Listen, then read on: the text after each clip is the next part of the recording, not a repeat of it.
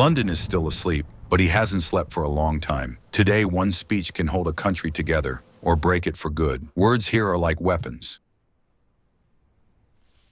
Only days ago, thousands barely made it off the coast. The price of rescue was fear and shame. Today, he has to turn that into one thing: resolve. He stares at the distance and hears it shrinking. He has no right to a beautiful line. He needs a line that can withstand fear, one people can repeat, even if tomorrow gets worse. He isn't writing a speech. He's sharpening a strike. It's time to go.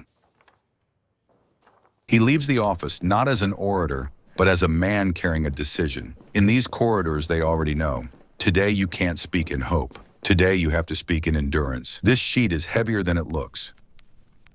Outside, it's an ordinary morning, almost peaceful. And that's what's most frightening. War is always closer than it seems when the city is still living by habit. He listens to the silence in the car, like a forecast. He repeats the text, not for beauty. He tests it for strength. Every line has to hold, even if it's spoken in a whisper, in a basement, under sirens. A few minutes left, and there's no way back now. Now they'll hear him.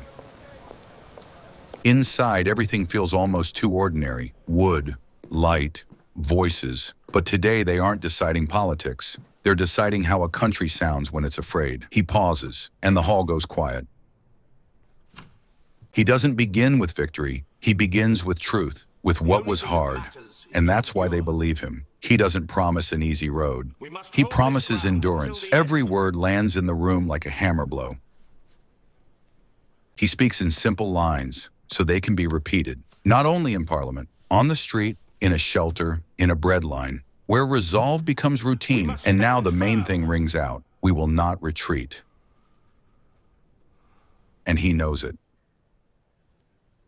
He isn't trying to please the room, he's trying to hold the line.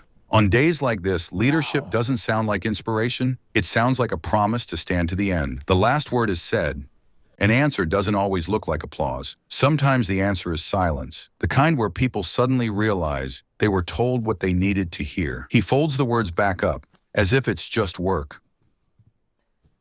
Outside, nothing changes instantly. The streets are the same, the sky is the same, but inside the country, something shifts. Not confidence, but readiness. And that is how resistance begins.